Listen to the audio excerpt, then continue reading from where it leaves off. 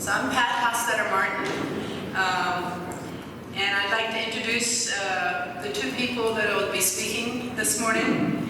KevinK is the Executive Director of Mennonite Disaster Service. Kevin was born in Cochranville in Chester County, Pennsylvania. He grew up in a potato and dairy farm along with 5 brothers, no sisters. He graduated from Eastern Mennonite University in 1981 and then went to Brazil with MCC, came home and married Karen Stolzfus from Tennessee, is that right? From Tennessee. And together they went with MCC to Jamaica,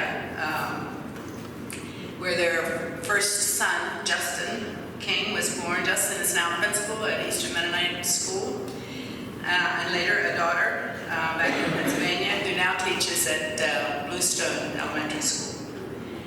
And for the past 16 years, Kevin has been the Executive Director of Mennonite Disaster Service.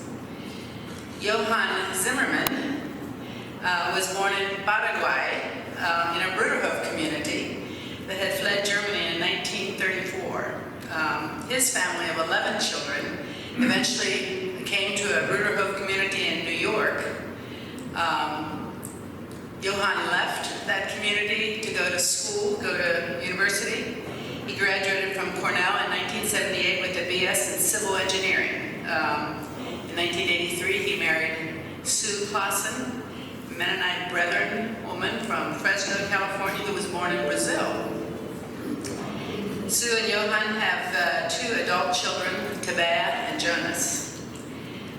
Over the years, Johann and Sue have worked with MCC in Mozambique, Burkina Faso, Nicaragua, and Washington, D.C.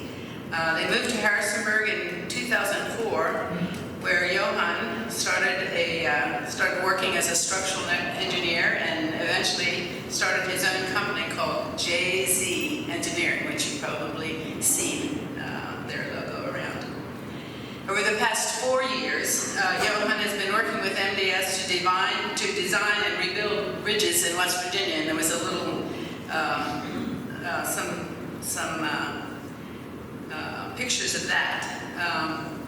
These are small little bridges that are built over creeks that, when there's storms, many of them have been washed out, and those bridges essentially connect people with roads and schools and churches and grocery stores, neighbors. And over the past 4 years, Johann has helped to design 100 of these bridges, these little bridges with MDS. And he and his fellow engineers have built over 70 of bridges like that. Since 2017, when Hurricane Maria devastated Puerto Rico, Johann has made 8 trips to Puerto Rico with MDS. During his last 4 trips, Johann was training FEMA and local volunteers in how to build hurricane-resistant bridges. So let's welcome these 2 men to us this morning.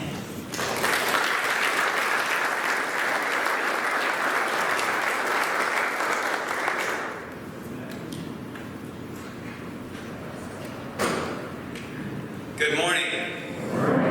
What a great group to be with this morning.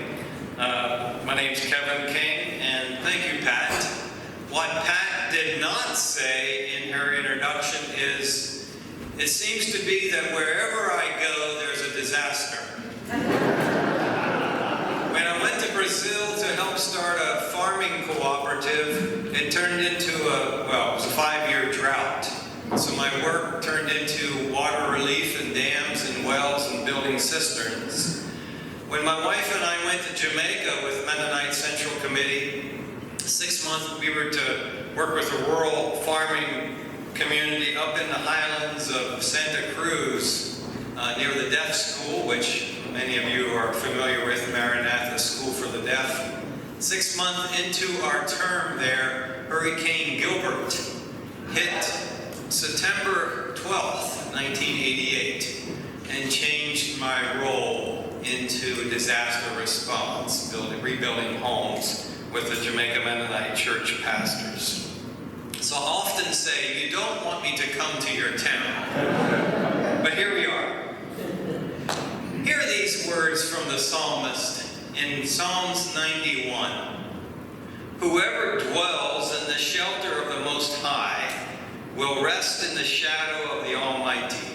I will say of the Lord, He is my refuge and my fortress, my God in whom I trust.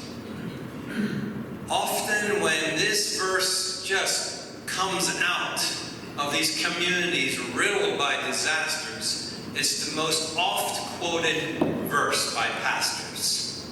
And they often say, this verse now has a whole new meaning. Whole new meaning. I will say of the Lord, He is my refuge and my fortress. What does it mean to be a refuge and a fortress? Certainly, I believe for Mennonite Disaster Service, a volunteer network of Anabaptist churches throughout U.S. and Canada, where we are invited or we enter into a community to respond, rebuild, and restore. And in that practice of restoring faith, hope, and wholeness, amazing things happen. So this morning we want to tell stories, we want to give a little bit of background. Most of our conversations will be focusing on Puerto Rico. And some of you are much more experts in Puerto Rico than I am, because our history goes deep into Puerto Rico, the Mennonite church there. And so then I'll hope to share the next 15, 20 minutes and give a general overview of what happened in the hurricane. And then Johann will do a deep dive as to what are we specifically doing. Then I want to open it up for questions at the end. So please, I relish that and look forward to that time. A little bit about Puerto Rico. It's important to know that Mennonites arrived on the island in 1946 as COs, or 1W. They went down there in a 1W program. How many of you have relatives or aunts or uncles that served in Puerto Rico? Anyone? Oh my, look at that. Puerto Rico was very formative for our young people. And it was very formative for Puerto Rico. Wherever I travel in Puerto Rico, the name Mennonite is almost revered. Because of the hospital systems, because of the agriculture, because of the churches planted. And so it's amazing wherever I travel, the impact that this has done. And I think the impact as well on our people here on the mainland stateside. Well, let's dive into this. I'll give a quick little PowerPoint overview. Turn it on. Here we go.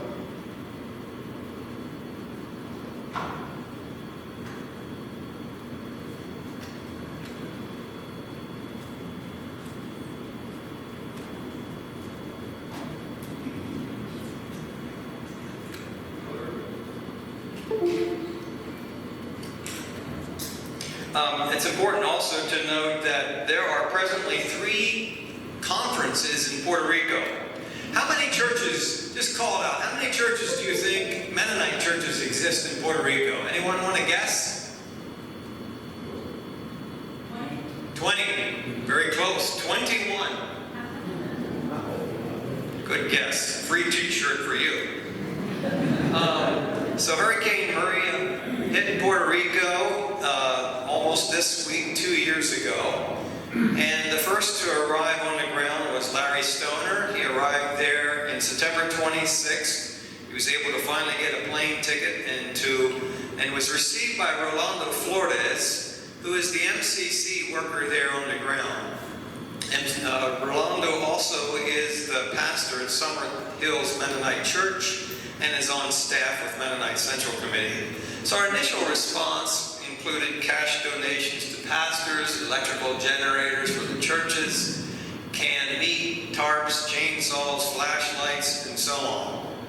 And so our initial response, of course, was that early response of cleanup, getting homes and churches safe, sound, and secure. It was a flurry of activity, tremendous, as in right after disasters, it's very chaotic. And it's often trying to manage and coordinate and communicate, collaborate, and cooperate, as we often say after a disaster. I thought it'd be helpful just to read a little bit of my first trip report because I arrived in October the 3rd. I wrote this. I don't remember planning for a trip that took so much planning and concern if one would even make it on the plane. Purchasing supplies, arranging cash to take along, concerns about overweight luggage. I woke up in the morning and couldn't sleep anymore. At 4 o'clock, a friend of mine took me to Philadelphia, and we started our trip to Puerto Rico. I was joined at the airport with Elizabeth Soto. She was born in Puerto Rico and is a current professor at Lancaster Theological Center. We met there at the airport, and Phil Troyer, our Region 1 director, was to accompany us, but his flight was canceled. So there he had all his luggage, and we had to take his luggage as well, and I was like, how's this going to happen? I got to the ticket counter in Southwest Airlines, and she said, where are you going with all that? And I said, San Juan. All that? I said, yes. She said, we're not having this conversation. And she just passed it all through and didn't charge anything. So I knew we were off to a good start. Well, we landed there and it was chaotic in the airport with no electricity and the cell phones weren't working, and it was tough to meet up with Rolando Flores and Larry Stoner on the ground already. But we soon made up and we found our rental car. I wrote, President Trump was on the island and traffic was hampered by his presence. We made our way to the Joint Field Office. The Joint Field Office, or JFO, is where the federal government and the state combine and put their offices, temporary offices, in one big convention center. So it's about 20 times the size of this room, about 400 people, and they divide up the room with, emergency, sanitation, education, roads, housing, shelter, on and on and on. Different departments within FEMA. We made our way and we found our section to the housing area, and soon it was embarrassing. The Mennonites are here, the Mennonites are here, was the word from FEMA officials. Oh dear, sometimes our reputation precedes us, and it's hard to manage the expectations as well. But the connections and the networking is just amazing. Let me just say a word about that. In Puerto Rico, it wasn't about just MDS going and hanging our shingle up and saying we're here to respond to the disasters. We wanted to coordinate also with Mennonite Health Services, with the MEA, Mennonite Education Association. MCC was there with a footprint. So it's coordinating as well, not only with our volunteers and our donors and the press, but it's also coordinating with the M&Ms, what I often call, is coordinating and finding what are the value, what's the best that each of us can do. And so it's an overwhelming gift. MDS and the Mennonite Anabaptists are blessed. I want you to hear that. We are small in number when we compare to Salvation Army, Red Cross, Methodists, Presbyterians, and yet the cohesion and the coordination among our churches and our networking, I stand back so often amazed at the resources among our constituents. It's a beautiful thing, and often I get to see the joy of the gifts coming out of the church in that manner. And so we need to celebrate that. Okay, where was I? Well, our first goal was to make our way around to as many Mennonite churches as possible. And we couldn't communicate them that we were coming. So suddenly, here we show up in our SUV loaded with MCC canned meat and suitcases of water and food and tarps to drive up to a pastor's house, if it was there, or remnants of it. And there they're sitting in the veranda, and suddenly we drive up. There is much tears and rejoicing and hugs.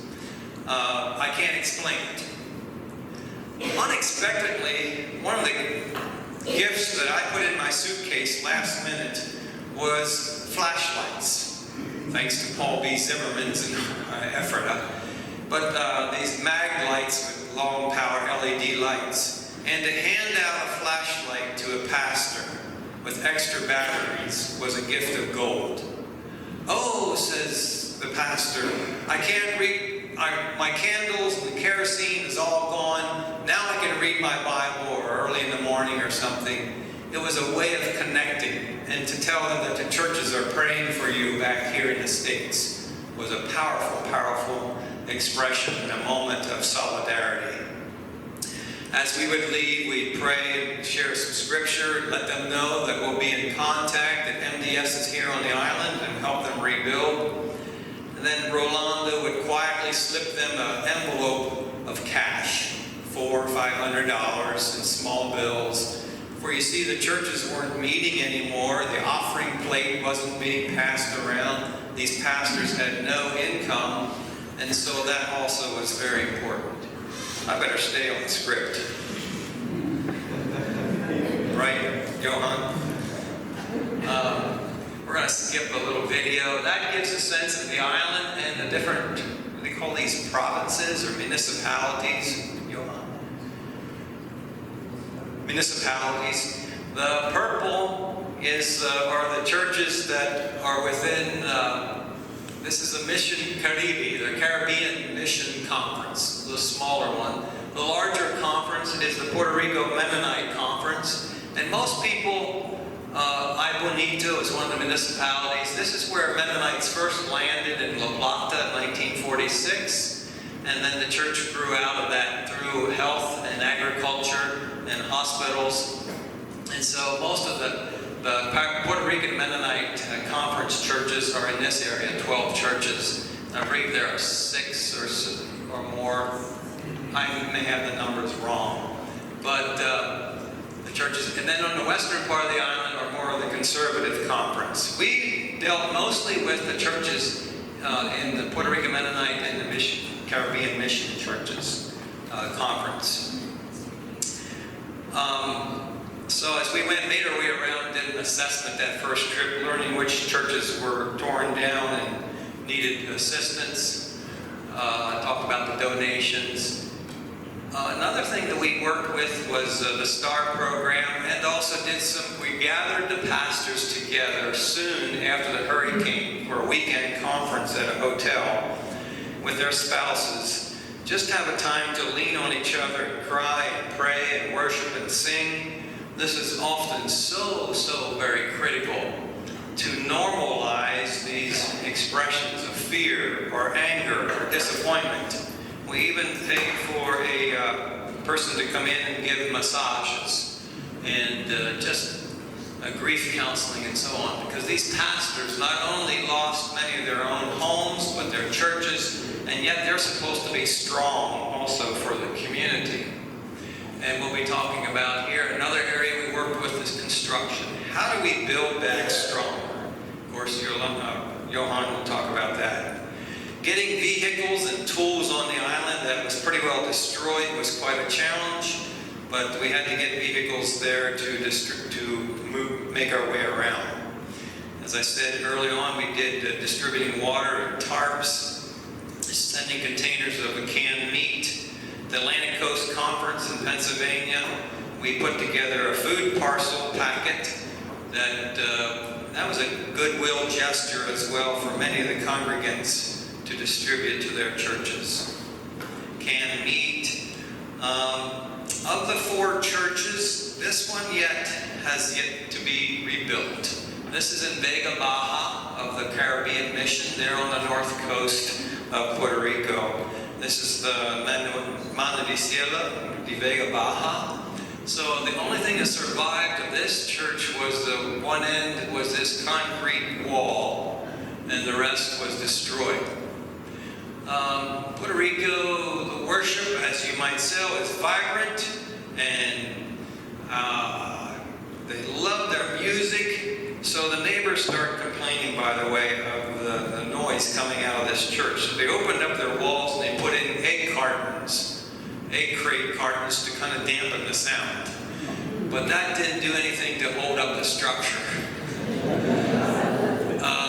They're hoping to 50,000. So MDS is raising funds for this. I think we have about 40,000 in hand, and we have 110 to go. One of the key things that we said about Puerto Rico is that we will utilize local labor as much as possible. Prior to the hurricane, the year before, over 80,000 people had left. 137 public schools closed down on the island. This was prior to the hurricane. Just the brain drain of people leaving. It was $80 billion in arrears before the hurricane. So Hurricane Maria was a way that kind of stripped the leaves off the trees and exposed the island for their vulnerability.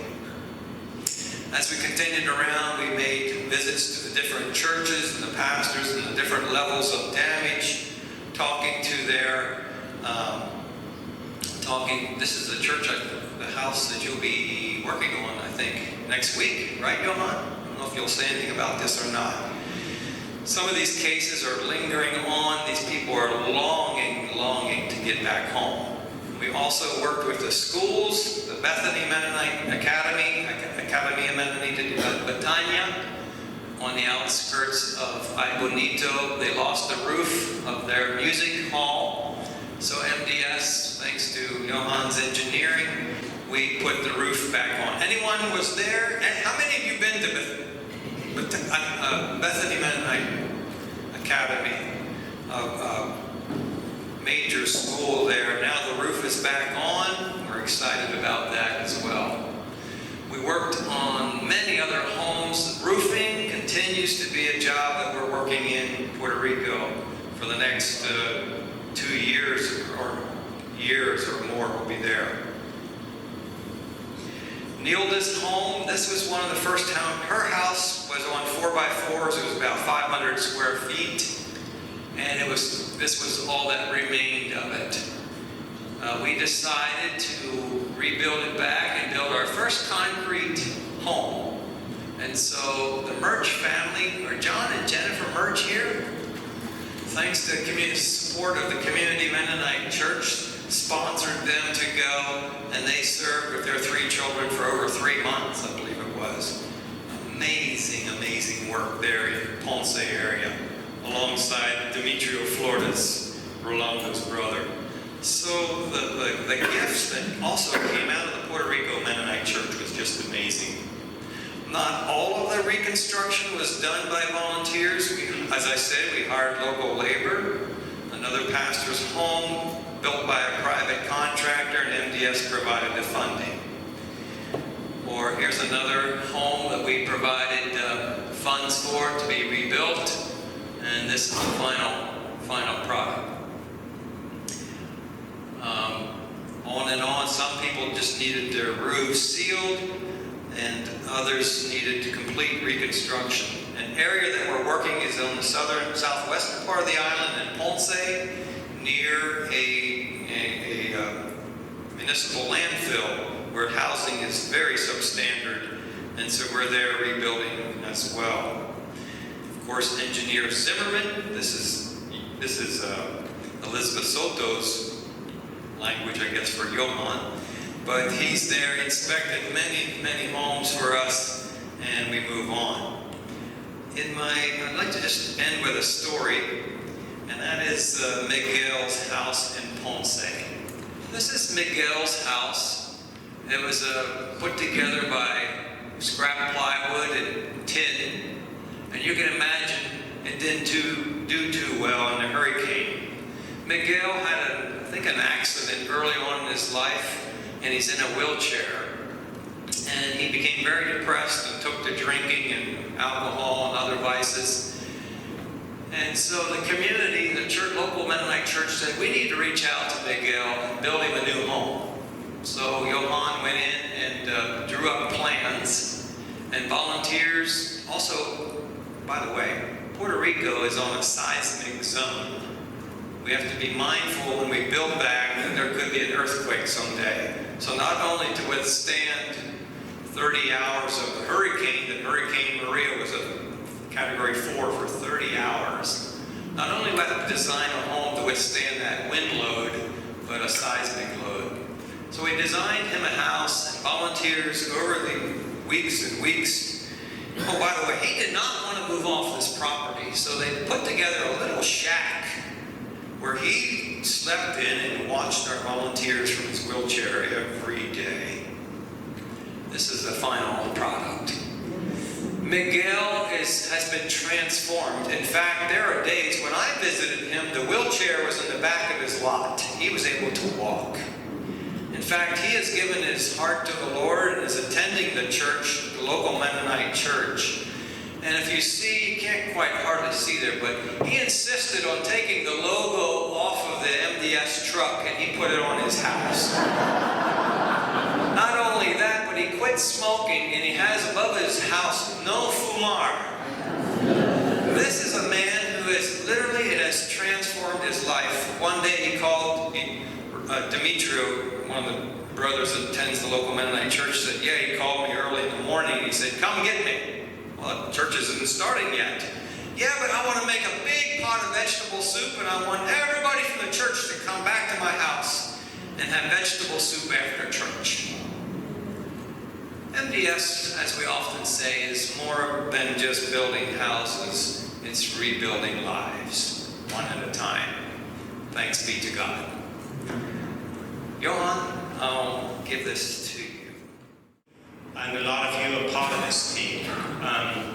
MDS is something really special, and Kevin brought this up as well. First of all, there's thousands of people that volunteer with MDS, and the experience and expertise that comes from that is truly amazing. It's been MDS that has supported our work, whether it's been bridges in West Virginia or in Puerto Rico. Otherwise, we would not have been able to do that. And that has put us in contact with so many different people who have given their expertise. So many volunteers come with their experiences. We get telephone calls all the time. Oh, you designed this. Can we do it this way? Oh, you told us to use these nails. We can't find them. So we have this experience of thousands of people coming together, which is truly something that a lot of organizations don't have. This first slide is a picture taken from the airplane coming into San Juan 2 years ago. This is 2 months after the earthquake. All over you see these blue tops covering these buildings. If you fly into San Juan, you basically see the same thing now. There are still about estimated 30,000 buildings with blue tops on them. Yes, the debris on the ground is cleared up, but even now in the recent rains, a lot of people are losing what they have in their houses. So there's a lot of work to be done. When we look at nature, on the other hand, the above picture was taken 2 months after the hurricane, and it looked even worse right after the hurricane. There. You see the trees up here. Not only were leaves slipped off of them, but entire branches. Entire trees got ripped down. This is already starting to look green, but right after the hurricane, there weren't even any leaves left on the ground. 2 years later, this is what we see. Trees are back, full foliage, blooming, looks beautiful, looks like a tropical paradise. So something I've been thinking a lot about later, and I can think about this for hours, is what is the difference here between nature and what we humans do? For nature, I think hurricanes are God's way of giving the creation a haircut every once in a while. It happens every few years. It's been doing that for millions of years. Nature's adopted to that, and this is just part of the routine. We have a volcano. Is that a natural disaster, or what kind of disaster is that? Well, without volcanoes, we wouldn't have beautiful mountains to climb. We wouldn't have fertile slopes to grow our coffee on. No, volcanoes are not a disaster. It's just a part of nature. Flooding that comes down the Mississippi to destroy entire towns and put MDS people to work. Well, is that a disaster or not? Well, without those floods, we wouldn't have farmland to grow our corn. That's just a part of nature. So, what is a disaster to us is a natural phenomenon to nature. And so, for me, it's like, okay, what is our role in this? What are we doing wrong that it is such a disaster for us? So this is what was left after the hurricane. We see some buildings built out of concrete, which are still in good shape. If I was to build a house for myself there, it would be out of concrete. If the concrete's heavy enough, it's not going to fly away. But anything built with wood basically got destroyed. What was the problem there?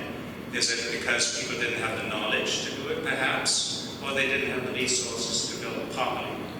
And the statistic that's been thrown around is with tornadoes in this country. Tornadoes basically have a small funnel with high winds, maybe usually 100 feet across, maybe up to a quarter of a mile across. Why is it that we have damage for 3 miles around? And it's estimated that 90% of the buildings that get destroyed by tornadoes were outside of the design speed limit that houses are supposed to be designed for, or built to. So it's because people are not building to code. Contractors maybe don't have the means or don't have the knowledge to build properly. Because I've seen pictures where hurricanes have gone through towns in Florida, where whole neighborhoods have been devastated, and then they'll show, in the middle there'll be 5 houses standing. Well, those were the ones built by Habitat for Humanity or by MDS. Those were built by codes, those were built by contractors and people that were conscientious of building it correctly. So again, is this a natural disaster? Is this a human-made disaster? So, what I really see as a big part of our role in MDS is helping others people to build properly for these conditions. We can't keep sending volunteers to every disaster all over the country every 5 years to rebuild what was done. And so there's about 70 different volunteer agencies in Puerto Rico that receive funding from FEMA to repair roofs, about $5,000 per house or so. And so FEMA looked around and they saw the work that MDS was doing and said, let's share this knowledge with other organizations. And they asked us to give workshops to do this. Who do we give these workshops for? This is Miriam Lorenzo, who we worked with a couple weeks ago. She started an organization right after the hurricane. She just stopped what she was doing, started fundraising, and got this group of people together in her hometown. Of the organizations, the traditional organizations that we give workshops to, like church groups or relief agencies, it's an interesting observation that all of those are headed by men, kind of the traditional hierarchy. I think all the organizations that we work with that got started after the hurricane were started by and directed by women such as Miriam. Just an interesting observation here.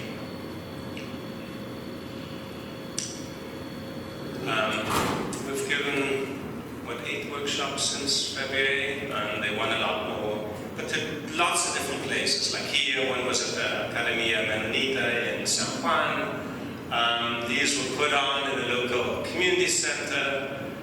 The last one was put on by a Mormon church, but they couldn't hold it in the Mormon church, so an adjacent plantain packing plant said, oh, you come use our place. This was with a Catholic organization, this one was in schools, so just a lot of different places. Who comes to these? A lot of them in some places, it's weekend volunteers that work with, local volunteers that work with organizations. Here we have people from the local municipality, the local government, where the government is doing repair work. We have contractors coming from them. We have individual homeowners that come just to find out how to do repair work on their houses. The workshops are 1 day long, and the morning we give a presentation of how things got damaged during the earthquake. What are the mechanisms of failure? And then we give some theory on that happened. How do we go about repairing things better? And then in the afternoon we do a workshop. So I just want to give a few slides of what we show in the morning to give a kind of feeling of what goes on. We start with talking about the hurricane, 180 miles per hour wind. When you're driving in your car at 55, 60 miles an hour and you hit a tree, you know what kind of damage you get. Damage or energy increases by the square of the velocity. So 180 squared divided by 60 squared, I think that's about 9 times stronger. Just to give you some idea of the strength of these winds. Here in Virginia, we need to design for wind speed of 115 miles per hour. You notice sometimes we have a wind of 70 miles coming through, like I did that show a few years ago, and a lot of things got damaged. Well, if the design speed is 150, why are things getting damaged when the wind speed isn't even close to 150? The force of winds here compared to the force of what this is designed for here is about 3 times stronger, just to give you some idea. And the weights we have to deal with here for snow down about 30 pounds a square foot. Here we have, in Puerto Rico, we have to deal with forces 3 times higher than that, upwards. We look at just how things have failed, each of the components, how the sheet metal was put down, were there enough screws, enough nails, were the sizes correct, was the spacing enough, the nails for that, were they installed properly, how were they installed. You see on the other side we don't have rafters. Why did those rafters get pulled up? We look at how things were attached to the concrete foundations, floors below. You know, the base plates, why were they ripped off of the bolts? Were the heads of the bolts too small? Were the bolts inadequate? Weren't there enough of them? Why did this wall here why is the wall gone where parts of the ceiling are still there? Why did it just get sucked out of the building or pushed into the building?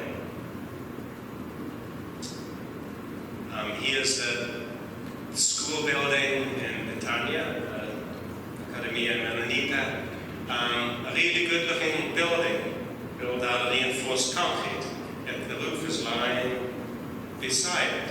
And that's metal roof, steel beams. What happened here that the whole roof of this building could get just lifted up and put down in the forest below. When we look at the building from above, we have really strong concrete walls, but you see nothing remaining of the roof itself. And I love this picture here because we're all standing around. What happened? We thought we had a good building.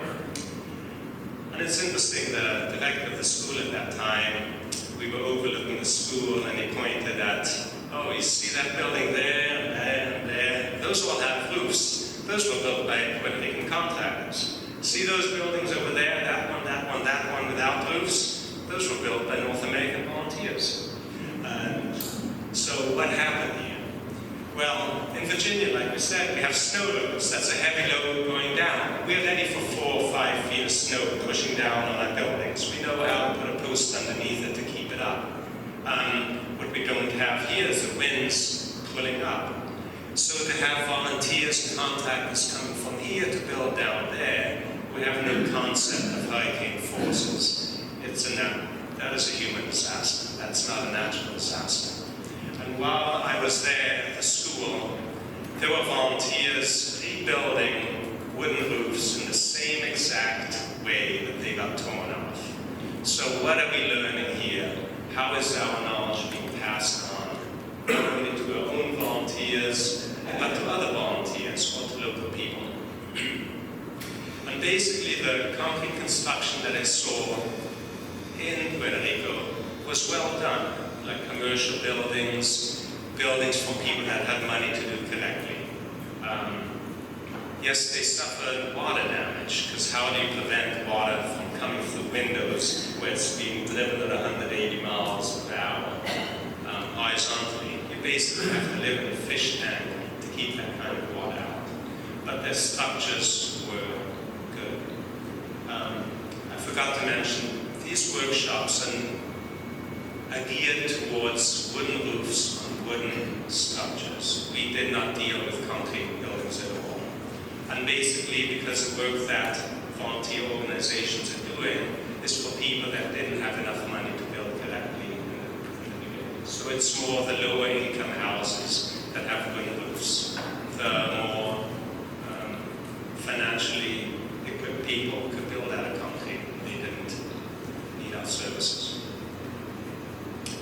And like in the case of this one here, we go into all the details. You know, here, a steel bar just got torn apart. You can see the jagged edge.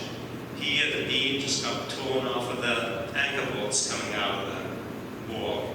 In this case, even the beam itself got licked out of the well. We look at the wind forces, how wind comes over a building.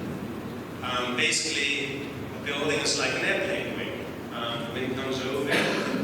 The building is supposed to go up into the air unless you tie it down. And what are the forces there that we have to counter? What are the forces of wind coming in through the windows and doors and pushing outwards and sucking outwards? The wind also wants to push over your house. The roof has to be adequately tied to the walls. The wall has to be adequately tied to the foundation so it doesn't get pushed over.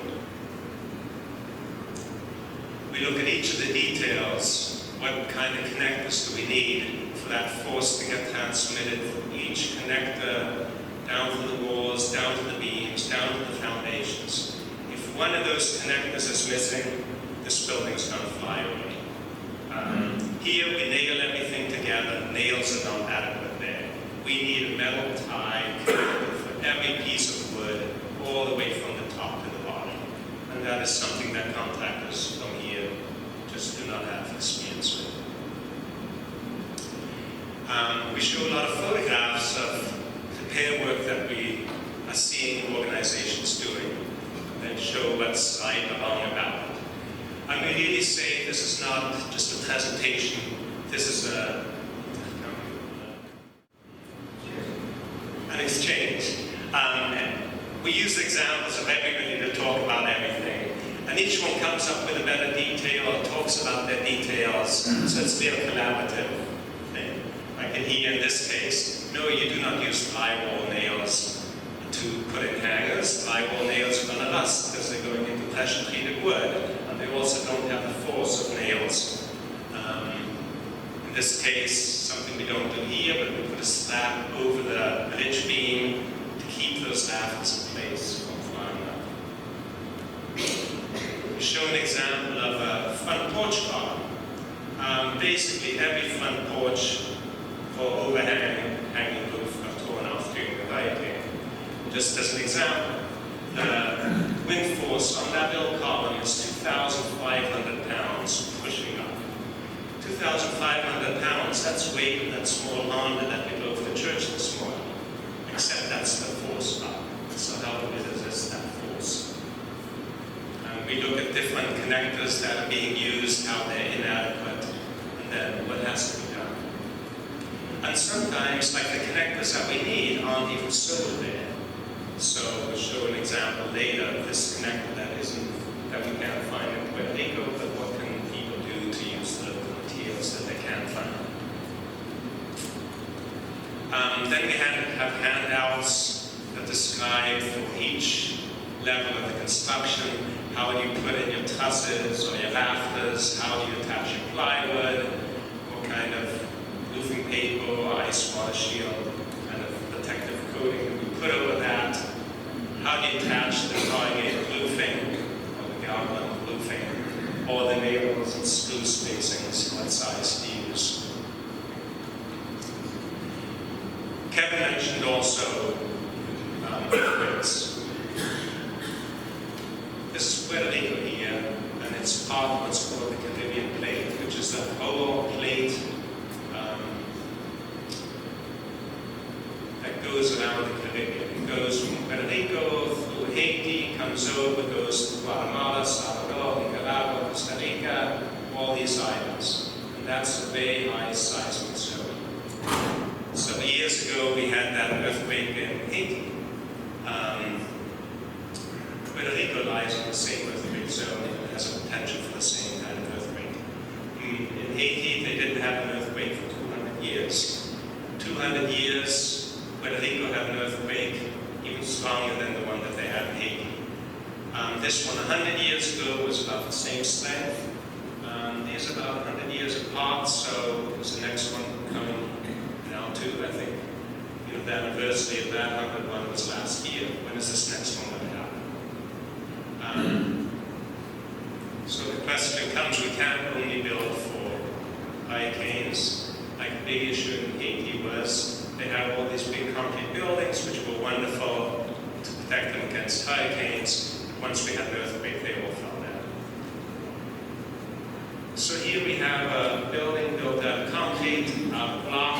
And these folks said they wanted to place this wooden roof with a concrete roof. We don't want our roof to fly away again. This makes sense to me. But this building is located on the side of a mountain. And on one side it's sitting on the mountain, and on the other side it's on columns. And you'll see thousands of houses like this in Puerto Rico. Some you can tell are well made, but the majority are not. So why not put one there? Well, these concrete columns meet the seismic design requirements. I can't tell what kind of footings are they on. Probably inadequate. It's on the side of a hill. If we have a hurricane with water and a seismic event at the same time, is this just going to have a landslide and the whole thing goes down? So do we want to put a nice concrete roof on them to protect them against a hurricane, just to kill them tomorrow when the building falls down with an earthquake? So that's why we're putting wooden roofs back on a lot of these houses instead of concrete ones. A fun part is always to talk about volunteers. We get a lot of input from this. Here we have this ragtag group. You might recognize some of them. There we have Earl, and there we have Miguel. There's some characters over there. What do you do with them when they show up at the job site? Okay, they're good for painting. Let's make things pretty. Paint is the same here as it is over there, and it looks beautiful. And my wife Sue had a wonderful sense of accomplishment at the end of that week. And this is Liana. Some of you might know the girl star. And then they're good for just chatting with people, joking it out, having a good time. And that is important. We can't just go down there and do bricks and mortar. People need encouragement, and that friendship is really important. And I think volunteers are wonderful at doing that. But when it comes to work, people coming from here, whether it's volunteers or contractors, whatever, we need to be working on the people that are qualified and are knowledgeable about the hurricane and the seismic conditions. So not only do we need to train other organizations, it's how do we pass this knowledge on to other people going down with MDS. I think we're in a really good place to do that, and that's what we want to concentrate on. And this also means then training the local Puerto Ricans on how to do this. Because MDS project managers go down there for a month at a time, but if they don't have experience there, somebody needs to pass on the knowledge. And I think, Kevin, you said that's the same issue when we send volunteers down to Texas. They need to follow an MDS design, which is really being thought through for hurricane conditions, and not just do what they do here in Aspen. Then after the morning session of talking, we always have lunch. That's an important part for me, of course. And here there's a woman, Julia. And I want you to remember Julia. She showed up that morning, and all she wanted to talk about was the rain that the previous week had destroyed her house again. She had lost the roof 2 years ago from the earthquake, from the hurricane. It got rebuilt twice by local workers, and every time it fails. This time again, her blue top got ripped off, and she lost everything that she had. So she came to this as a homeowner. I want to learn how to do this right, so the next time people come to my house, I can point out all the things they need to be doing. So that's Julia. We start off by how do we concrete. And this is the Simpson dealer for Puerto Rico. You in the construction business know that Simpson, they provide most of the hangers that are used to wood and just about anything together with the construction industry. And I called him up and said, hey, can't you donate material for these workshops? And he's now doing that. He just says, come to our warehouse with your list, we'll give you what you want. So I said, well, why don't you come and demonstrate it? So he showed up and he did the demonstration. And he said he wants to come to every one of these now and bring the material and do the demonstration himself. Then we go about just building a small model. All the wood is pre-cut in the morning by Jackie or whoever else is there to get it all ready. So all we're doing is kneading everything together, fasting it. And remember Julia, she's there with a camera taking pictures exactly of everything to show the folks how to do it. Here, how do you nail plywood? Every 4 inches on center. What's 4 inches? Well, you put one nail in, and you put out your foot, and yeah, it's about 4 inches from there to there. Get a good visual effect for that. Then we start putting up the walls. There's Julia with her camera. One wall after another. There's Julia with the camera again. How do you nail the corner? And here, remember the post where we didn't have the attachment we needed? Well, we've done some calculations, and you can use the post that they find locally, but you just add a slab to it, wrap it around, add a few more nails. Now it gives us strength that's needed. And how do you put on your rafters? How do you put on your siding? And finally, how do you put on the metal thing? And again, Kevin, you might not have seen this detail yet, but usually there's another piece of metal that goes over the edge of the roofing and all is screwed together and the wind comes and kind of tears it all apart. Well, this was a local contribution. They said, well, we just take that roofing, we bend it over, and then screw it in over here. So we don't have anything flapping around. And that's about as strong as you can get. So it's always fun for people to put their own input. And every show we give is a little bit different because we've always changed one detail from the previous one. And a big deal at the end is always signing. And here's Miriam. Remember Miriam, who started Strong and Maria. They're all happy. Everybody takes pictures of each other and has a good time building it. And then this is either used as a small children's playhouse, or a little chicken coop, or a little shed, and they store stuff in. So that's it for the workshops. This is your Puerto Rican crew. You've met Rolando already previously. Here's Demetrio Chiro, who some of you might have met. Here we made the pictures at the relief sale last year. He's coming this year again, so be sure to show up and buy pictures from him. Tony, he's the MDS helps him for the work there. He does a lot of the organization for projects in policy.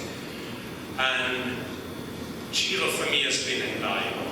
He kind of went through a presentation at the beginning to really Puerto Ricanize it. The Spanish in Puerto Rico, oh, by the way, these slides are all given in Spanish. This is just the English version that we put together because some of our participants come from organizations. I don't know, so they don't speak Spanish, so we have two versions. We give them one in English. So he really helped us with Puerto Rican Spanish, which is totally different than Nicaraguan Spanish. And helps us get material and just organizes these things. This is the narrator who we will be building a house for in a week from now. And here's JacqueZ, and she will follow me now and give a little presentation of one of our last workshops. As Johan said, my name is JacqueZ, and I just started working for Johan back in March. And by May, he was already tired of me, and he kicked me out to Puerto Rico for 3 weeks. So that first week, I went down ahead of Sam and Johan. They joined me for the last 2 weeks, actually. But the first week, I was volunteering with MDS. down in Ponce with Chiro and Tony, and I was actually the only MDS volunteer that week. So I was by myself, working with Tony and two other younger guys who really didn't have much construction experience. And we were supposed to lift up these 26-foot-long wooden trusses onto a roof, and there were about 20 of them. We really didn't have the capability of doing that. So one of the really neat things about what's going on in Puerto Rico right now is it's not just MDS doing this work. There's other organizations, and there's even local organizations. And so there's this group called AMB. It's about 6 or 7 Puerto Rican guys that are working on the West Coast, really trying to change their community. This is the community that they're working in, actually. But they mainly get their funds from FEMA, and sometimes it's really not enough to do all the work that they want to be doing. But MDS has a lot of wood, and so there's kind of this interchange of this Puerto Rican crew will come over and help MDS sometimes when there's no volunteers. They'll volunteer their time and their labor. In exchange, MDS will give them wood for them to go off and build roofs and houses. So it's not just about one organization trying to do it all, but they're working together. So I got to meet this crew from the West Coast, and man, they made it. They just worked so hard. Within a day, they had all those trusses up on the roof we were working on. The next day, they had 3/4-inch wet, really heavy plywood up on the roof. I mean, it wasn't their house or their community they were working for, but they still worked hard. So it was just a pleasure working with them for those 2 days. That first week I was down in Puerto Rico. Well, come to find out, that actually was the crew that the following week, Johan, my coworker Sam, and I were going to help train. We were going to do a week-long workshop on how to build trusses and how to put them on roofs. So we went over to the West Coast the second week I was in Puerto Rico, and we started working with this crew. Well, that first day, as we came to this building, and it's a concrete building, but it had its wooden roof blown off. We start learning about what this community is like that these guys have been working in. And previously, this community was known for drugs, for violence. There were deaths reported every year. But as this crew has come in and started working and helping to put roofs back on these homes, the community has really started to shift. There's hardly any deaths reported in the community anymore. They're really working not to have drugs there anymore. So really, this crew has really been affecting this community. And in particular, there's one guy that we were working with that we really started to get to know. His name's Brian. And Brian is an example of who is coming out of this community. Brian didn't finish high school. He actually, I think he was involved in an alcohol-influenced violence acting, so he went to jail for a few years. And then when he got out, he wanted to shift his life around, but he didn't really have any work. We started seeing this crew coming in and putting roofs back on in the community, and he said, man, I want to join that. So he actually walked up to them and he said, hey, can I have a job? I'm going to join you. And the crew said, yeah, come join us. Even though he didn't have any construction experience, they took him on and they started training him. Well, Brian's never owned a house, but these 4 walls were owned by someone in his family, and so he bought it from him. And so as we were going to talk with the crew, we found out this was actually going to be Brian's first house. We were going to be working on the first house he would ever own. He has a wife and a few kids, but he doesn't have a house. And honestly, that was just such a neat experience throughout the week. Getting to work with Brian and his crew, they were just all so excited that Brian was going to get his first house. And you could even see the hope that Brian had for life. We were talking with the lady who kind of runs the crew, and she was saying that now Brian just has hope, and he wants to go back to church. He wants to turn his life around. He's just so excited Even as we were making decisions about the house and getting to ask Brian what he wants and how he wants it done, there's just a dedication in him and in the crew to do it right and to learn well. So we spent the week getting to know Brian and the crew. So basically for that week-long workshop that we did, we started from step one, and the house we were working on was not square at all. I think one side was 17 foot long and the other would be like 23 foot, and then I think one side was 26 and the other was 31. Who made a house like this, you know? So we had to teach them, all right, when you have an unsquare house, how do you put trusses on there to make it easier for you? And so we did a lot of theory work as well as actual construction work. So we wanted to take the time to show them how to do it right and why you do what you do. So this is Johan here writing numbers on the wall and teaching them how to do a right triangle. That's Brian. So then throughout the week, then we started teaching them how to make a jig pattern for trusses. And then eventually we got them all up. And there's Brian again. And then for every step we would go back and just explain to them, why are we doing what we're doing? At this point we have our trusses up, and now we're moving into the plywood and the water shield and the metal. And so why do we need that plywood? Why do we need to put so many nails and screws in? What's the point of using all of this material? And the guys really were engaged and really wanted to know it. They wanted to do it right. So this is the crew putting on the ice and water shield on top of the plywood of the house. Yeah, that's Brian. That's Miguel, the leader. Yeah, and then eventually we have this house. And what was really neat, it was fun getting to work with this crew. Johan and I actually went down to Puerto Rico a couple weeks ago, and we ran into Miguel, the leader of the crew. Well, he was actually helping us with one of the workshops to cut up the wood. But he said they just got a roof done in 2 days with doing all the trusses and the plywood and the water shield and the metal. So they took what they learned during that week and they're just really applying it. And yeah, just that eagerness to help their community. I've just really appreciated the chance to be able to go down there and honestly learn from these guys, as well as try and teach them how to help their community. So it's been an honor and a privilege to be working down there. Thank you, Jackie. And now we'll open it up for questions. Can you read the name brand of that cover on there? How many of you noticed that? I think it's really appropriate name that we're covering these homes with grace. How appropriate.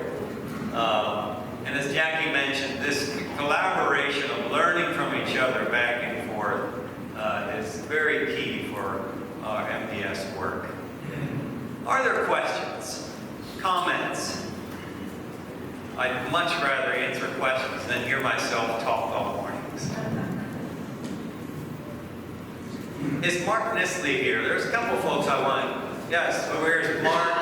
There's a number of folks that were just so key. There was a driver, John Driver, was also helpful in Puerto Rico. Some of these folks we pulled out the woodwork and said, you know Spanish, you know Puerto Rico, would you go for us? These folks were clutch. So thank you, Mark, and many others as well. It is making this program possible. I can't state it enough. It's an island, but to get there back and forth and getting resources has been always a challenge. In Texas, or Hurricane Harvey, or Irma in Florida, if you're crazy enough, you can drive for 24 hours and you can deliver the supplies. But on an island, it takes time, it takes resources. Questions? Are there local codes on the island that would require the kind of engineering things you're wanting to teach them? So the question was, are there codes on the island that would require teaching? Rico is a territory, and it has the same codes that we have here on the mainland. It's governed by the same codes. Who enforces them is the issue. So when it comes to commercial construction, what I've seen is very good. But locally, you do not have inspectors. You have a building department, but every construction needs to have either an engineer or an architect on the job. They're the ones that need to do the inspection. So like the buildings we're working on, I would say 99.9% were not built with a building permit. And we're not built to codes. But supposedly they're supposed to be built by codes. So that's also a tricky line for MDS. How far can we go with that? We need to have a local engineer on each project, but when does that kick in? We can repair roofs without that, but when it comes to entire buildings, we need a local person. On our plans, I always put, we need a local engineer, and what happens to that, I don't know. That is an issue. Yesterday in our church, we heard a quip that seems to have potential. FEMA, they said, really stands for Find Every Mennonite Available. On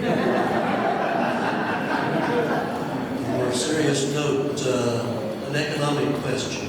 We heard in the news recently something about shipping regulations that place Puerto Rico at a disadvantage.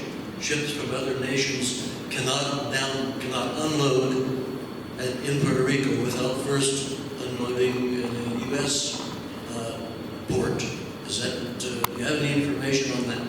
Yeah, I don't have total information, but again, yes, the U.S. often looks out for its own interest, whether it's international relief aid, USAID tries to ship our own product. So it has to be American products rather than using local resources. So that's often very much a disadvantage when we could be using local resources and stimulate the local economy. As a segue to that, I often say in times of disaster, even like the Bahamas, people want us to say, oh, those dear folks, they don't have any clothes, let's send clothes, or let's send water, and I often say, please do not send stuff. Cash is always best. So if you could help us get that message out. Cash, I often say, you don't have to warehouse it, you don't have to ship it, you don't have to inventory it, and it stimulates the local economy. In Hurricane Sandy, for example, that hit New York City, I was there in Staten Island, and locally, trucks were coming in from Ohio, bringing pickup loads of water to Hurricane Sandy. Just 6 blocks up the street was a grocery store that they could buy water. So it's all good intentions, but shipping stuff too, and is often the second disaster. In Hurricane Harvey, over 70% of the aid sat there and had to be disposed of later. So I can't stress that enough. Unless specifically requested by an organization, do not ship stuff. I'm saying it the nice way. Just want to add something there. I find Puerto Rico to be very technologically isolated. There's a lot of building techniques that I see in Central America, Nicaragua, Guatemala, that you do not see in Puerto Rico because there's not that interchange between the local countries. All the traffic comes from the US, and like these ships can't come there. While we were building, for instance, there was a shortage of steel roofing. Well, the French had tons of it sitting offshore, but they can't come and use the harbor. Building techniques in Nicaragua, which is very hurricane resistant and earthquake resistant, has not found its way here to Puerto Rico. And that's one thing we wanted to experiment with right away, bring that in. But we found that if we bring in these new technologies, we have to be there to train people to do it. And so we haven't gone that route at the moment. Another thing is material price. Jackie and I went to a place recently, we wanted some roofing material. And the guy wanted to charge us $28 for a roll of roofing paper. said, no, I don't pay more than $12 for a load of roofing paper. You're ripping us off. And I got out my smartphone at the Home Depot place. See, here it costs $12 at Home Depot. Won't you give it to me at that price? And then Jackie, my IT agent, she comes over and says, no, that's the Home Depot in Harrisburg. Look at the local one. And the local one was $28. It's $28 for something we buy $12 here for. Certainly some of that is a shipping cost, but also because I was told that because FEMA is paying for a lot of this reconstruction stuff, all the prices have been jacked. And these are the same US companies that we have here. Yeah, I was just amazed that throughout the whole talk, I haven't heard anything about money. You know, lots of times when you do things like this, you hear about, well, we wanted to do it this way or that way, but then we didn't have the money, so then we had to, you know, try to figure out how to get the money. And it seems to me that even organizations like SWAP have some problems with that. But, you know, it amazed me that money wasn't mentioned as an obstacle. That money was not an obstacle. That's fair. I marvel at the generosity of our people. MDS is blessed. We don't have a development. I'm not slamming any other organization. Can I say that? Please hear me. We don't have, well, we have one development officer in our office. But a key thing, John Lapp, the executive secretary of MCC, once said of MDS. The key principle of MDS is, Kevin, I was once bemoaning that we didn't have fundraisers and all that. He said, no. The secret to MDS is once you tell the congregations your barns are empty, churches will respond. I've seen that. It's an overwhelming sense of generosity to say, we want to help. Okay, I can't go, but I'll give. And so we're blessed today. Yes, at times you may hear us say, we need help. And we do. That will be genuine. But I thank you as a congregation here in the Valley for your generosity. Foundations are reaching out and learning about MDS. From Toyota Foundation to the Margaret A. Cargill Foundation to Michael and Susan Dell Foundation. A week after I came back from Hurricane Harvey, I got a phone call. Some of you heard me tell this story. Dell Foundation makes Dell computers. This lady called me up and said, is this Kevin? Yes. Are you with the Mennonites? Yes. She said, I'm with the Dell Foundation. We have $36 million for Hurricane Harvey. How much do you need? What would you say? I said, well, first of all, how did you get my number? And how do you... Oh, she said, oh, I'm sorry, Mr. King. She said, a friend of mine works for the foundation in New York City during Hurricane Sandy. I said, oh, yes. We know them. Yes, she called me and said, you call the Mennonites, they're the best.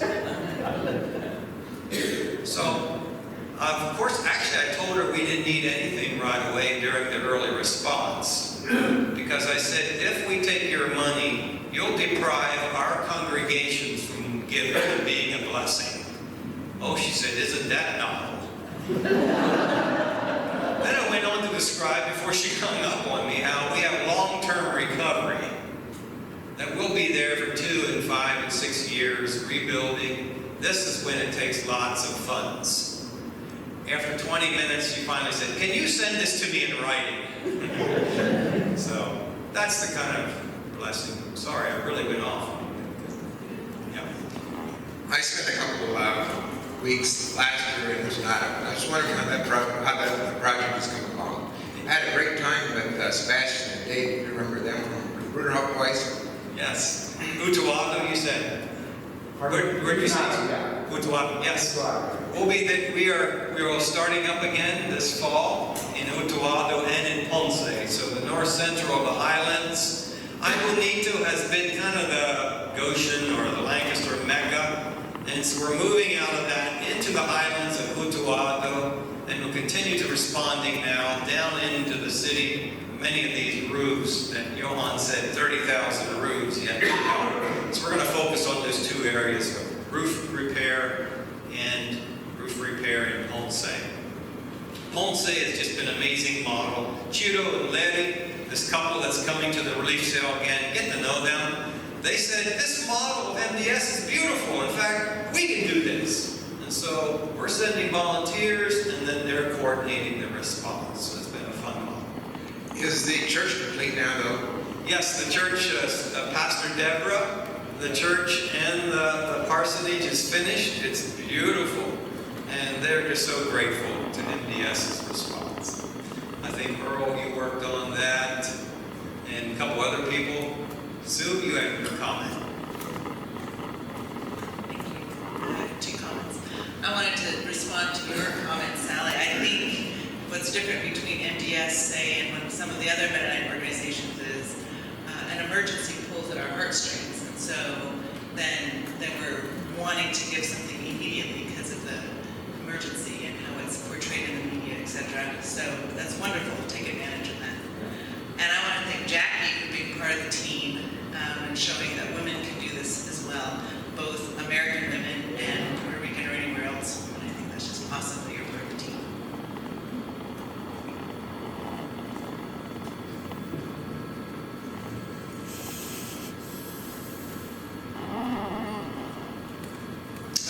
Earl Martin here. I'm curious, given the credibility of MDS in our country and other areas, and given the situation we're facing with climate crisis, I'm wondering if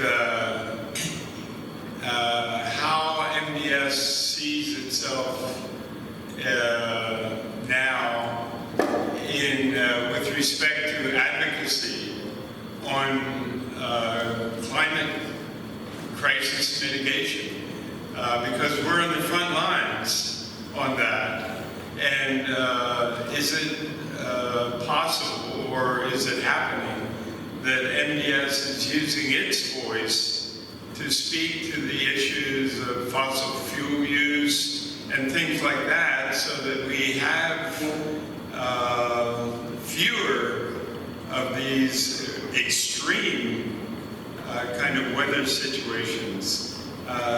Is this part of the ministry of MDS, or will it be, or can it be? I'm wondering what your thoughts are on that. Well, you all are MDS, so we want to listen to the voices of the constituents. We don't see ourselves starting an advocacy branch within MDS, but I think in the practices and the praxis of how we build back in mitigation and stronger. For example, next week I'm being invited up to Anchorage, Alaska, where they had an earthquake, to talk about mitigating, the seismic. FEMA's inviting MDS to go up there and talk with city and state officials about mitigating earthquakes there and how do we build back. So I think it's in the praxis where we haven't done well yet, perhaps, and maybe it's a question, should we, is in the advocacy, talk about climate change. Honestly, MDS's tent is pretty wide, our constituents. It's about this wide. I guarantee you, I get a better reception talking about climate change under this roof than it would some other churches.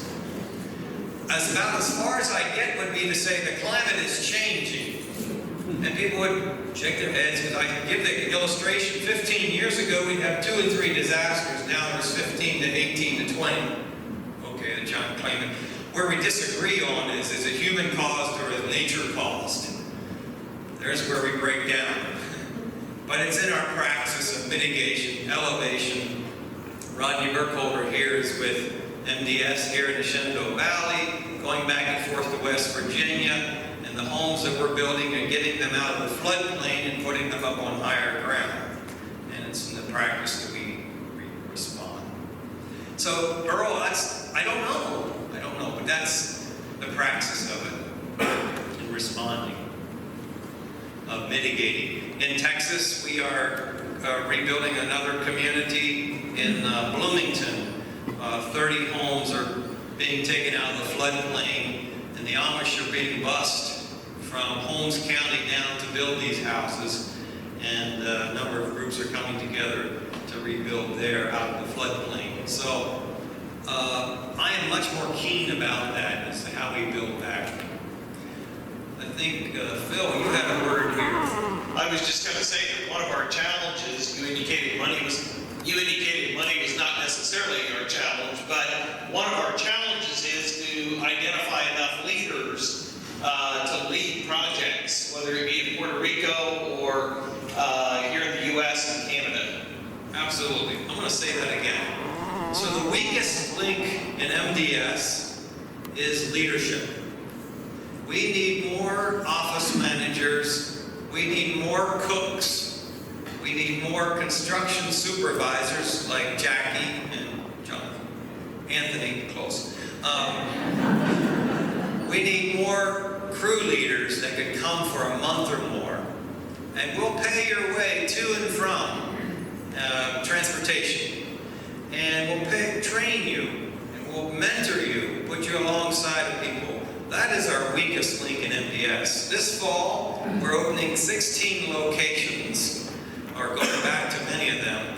That's unprecedented. We've never had that many locations throughout US and Canada, all the way from Saipan to California fires, to Texas hurricanes, to Florida, to now the Florence and Matthew and Michael in the Panhandle, West Virginia. Last week, 2 weeks ago, I was in, where was I? British Columbia, so Canada. So we have quite a number of projects that we need leadership. Short-term volunteers are coming, and there's some weeks there too. But as you go back to your congregations, as you go back to your homes, go online, poke, prod, pinch, grab some people, and sign up for MDS for a week. You don't have to be a skilled carpenter. If you have 2 hands and 2 feet, we'll make you tired before the day's over. And we'll match you with a skilled volunteer. Erwin, what's your skill with construction? You can do about anything, but if we had to lay tile, you can do tile, we can put you with somebody else, or if you had to do electrical work, we'll put you in a team. Then we need Erwin then. Put him on my list. Put him on, Phil, get him on the list. I think we're about out of time. I've heard it. Are you saying that if Urban can do it, anybody can do it? That's right. I did have a question, if I could, related to that. You had mentioned earlier that you try to use as many local people as possible.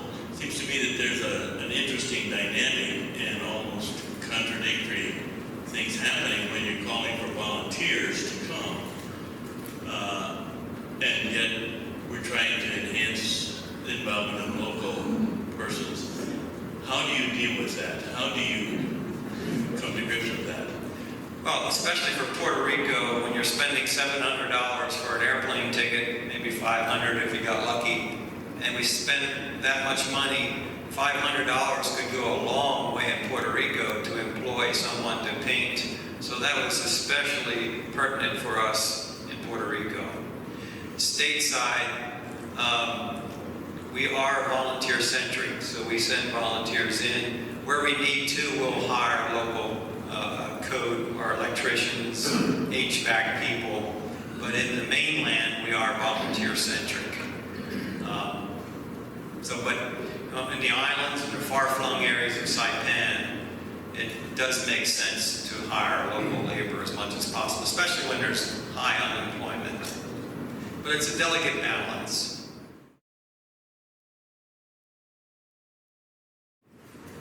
Thank you very much for this very engaging background of MDS, and it's inspiring how many of you have been there yourself.